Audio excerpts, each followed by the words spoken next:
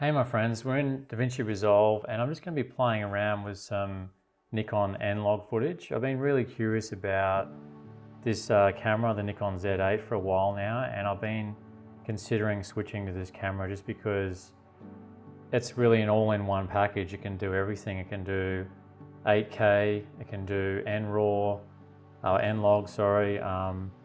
It's one of the few cameras that can do internal 8K in a RAW format.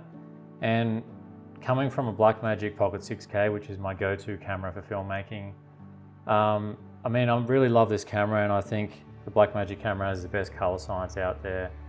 But sometimes it's just a bit much to carry. It's quite a big camera, and when I'm traveling, I really want something that can shoot video as well as photos, because I tend to shoot time-lapse as well. That's another thing I shoot. And the Nikon Z8 is a camera that a lot of people have been switching to, and I'm just really curious about how the NLog footage will grade in Davinci Resolve, because I do have my own workflow that I use when I'm grading my Blackmagic RAW footage. I have my own LUTs that I spend a lot of time creating, and I just want to see how it grades. So if you jump on the Nikon website, you can actually download some test footage. So if you go to this page here under the Z8, they do have some footage you can download. You do have to create an account, which is a little bit annoying, but I figured it was worth it to be able to test this footage out. So the footage I downloaded, which I'm most interested in, is the highlight footage and also the sky. I did try and download the 8K, but it's in a zip format, unfortunately, and I'm working on a Mac, so I didn't bother to work with the 8K yet because I'd have to find a way to unzip the files. So I'm just going to be working with the 4K for now. So we're just going to jump back into Davinci Resolve, and I have these two clips. This is just 4K 24 for this clip here. This is the highlight clip. It's just a shot of this young lady walking through a room which has natural lighting coming in through the window, and the lighting is spilling onto her face a little bit, the top of her hair, and also onto the wall. Very nice shot. And also this shot right here, which is actually 4K 120, and it's a shot of with outdoor natural lighting, just looking up at the sky, and quite a beautiful shot. Some nice sunlight falling on her hair again. Really, really natural looking colors and tones here. That's what's got me really interested with Nikon cameras. I really like the look of the colors. They look really organic and natural, and they just look different. They just look kind of unique. I have a new timeline here, which is just 4K 24, and my project settings are Davinci YRGB, timeline color space Rec 709, gamma 2.4. I know there's other people who have been doing some color space transforms, but I'm just going to try my own method for now. Because that method I've seen on YouTube is quite complicated, and I just want to keep it kind of simple and just see how it grades using my own LUTs straight from the NLog file.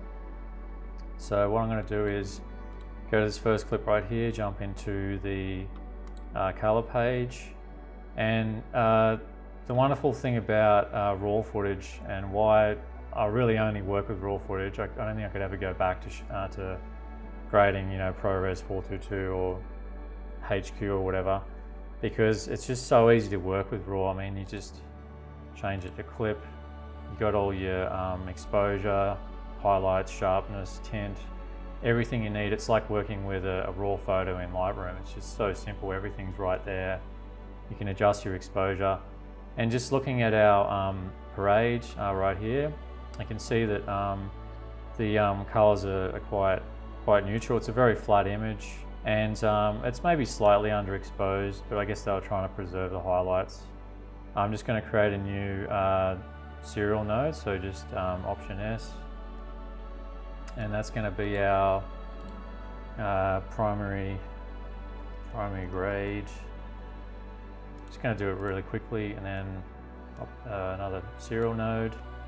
This is going to be our LUT. And then just another serial node again.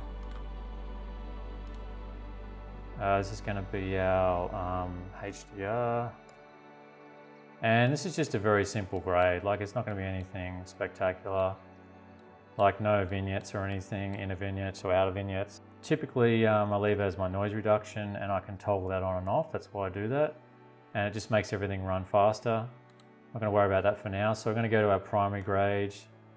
And actually, before we do any adjustments to exposure in the primary wheels, we're going to just increase the exposure a bit because this is a bit underexposed. And before we go any further, I'm just going to go to my LUT, and I'm going to go to my own LUTs. So I have my LUTs right here. I'm just going to go to my natural LUT, which is just a natural look. There's no shifts in different colors, you know, cool or warm. It's just a natural look. And if I go to my vector scope, you can see that if I toggle this on and off, it's actually doing a pretty good job already, taking this really flat looking image and adding contrast and color to it. And the colors are really beautiful. Like, I actually really like the Nikon colors. They're just really kind of organic, these greens. Nikon tends to have these really nice kind of natural looking greens.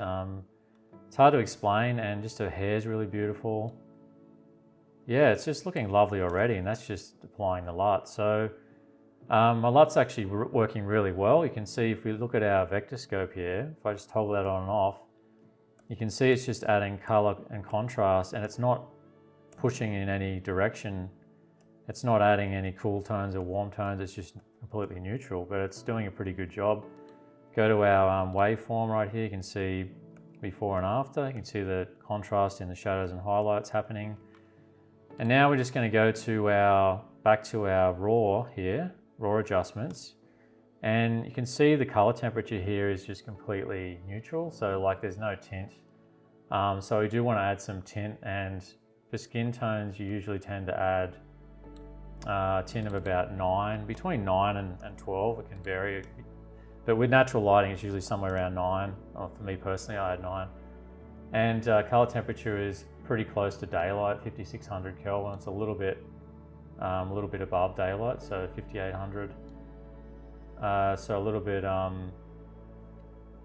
warmer than daylight. Highlights, we can bring those up, so we can just maybe add like, 20 highlights. It's looking pretty nice. It's still pretty grey though. You can see all the whites are still grey. So we're going to fix that because I don't personally like grey footage. And so we'll do that by going to our primaries. I tend to do basic adjustments in the RAW, highlights and exposure and tint. And then I like to do my other adjustments in my primary color wheels. So we're going to bring up the gain to add more highlights.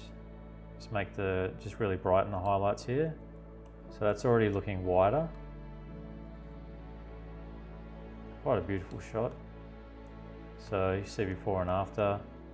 Probably add a little bit more, maybe 104. That's nice. So we're not clipping our highlights or anything, it's just at the top. But we can go a bit higher if we want it to look a bit brighter. And then our lift, it's pretty close to being black, our shadows, but they're still a bit grey, so bring our shadows down a bit, just slightly, because I kind of like a slightly lifted shadow look. That's quite nice. Just really natural looking colours, just beautiful. Now we're just going to go to our HDR, and this is where I like to push my highlights a bit further. This really helps you isolate the highlights. So we're just going to go to our highlights, push that to like maybe 25. You can see before and after. It's just really brightening the whites so they're not grey. And we can also bring up the light a bit. The light is a bit more of a broader highlights. You can see before and after, before, after, before, after. So now they're actually starting to look white, and we're not clipping either. Go to a histogram, we're not actually clipping. If I were to bring this light right up, you can see we'd be starting to clip. But I like to go just high enough that I'm not clipping, but my whites are looking white. So usually you can see just here like the highlights getting halfway up, and you can go a little bit further. So that's looking really beautiful. Like, you can see just how bright the whites are now, and it's looking like a really natural shot. So that's really a basic grade, and I'm pretty impressed with how easily this footage grades. This footage actually has a lot of dynamic range. It's very flat, and even after adding my LUT, which adds a lot of contrast and color, because that's the way I created it, there's still plenty of room to work with, which is really, really impressive. Like, there's still, you know, plenty of room in the shadows and the highlights. Like, the shadows still have detail, you can see. Now, like, let's have a quick look at her skin tones. So I'm just gonna zoom in. I just wanna see how the skin tones look. We're gonna go to our vector scope. And we have our skin tone indicator turned on here. So you can do that by going to these settings, show skin tone indicator. And I'm just gonna go to my, my window. It's just a bit of a quick technique. Just gonna draw a bit of a window on her face. I'm just curious to see how neutral these skin tones are. They look very, very natural, like a neutral. And now we can go to our window, highlight. And you can see, like, if I go back to my primaries, I just push this color boost to like 100. You can see that that is right on the skin tone indicator, like it's actually dead on. So they would have exposed this shot like really, really nicely with also correct white balance. They would have set their Kelvin color temperature white balance in camera, and they would have tested it all with their color checker in the background. And you can see that the color skin tones are actually really nice. Like, if I boost this saturation right up, you can see that they're just completely orange, which is perfect. Like, there's no push towards magenta or green like you get on some Sony cameras. So yeah, it's a beautiful shot and it's a great example. So now we're just going to go to this next one quickly.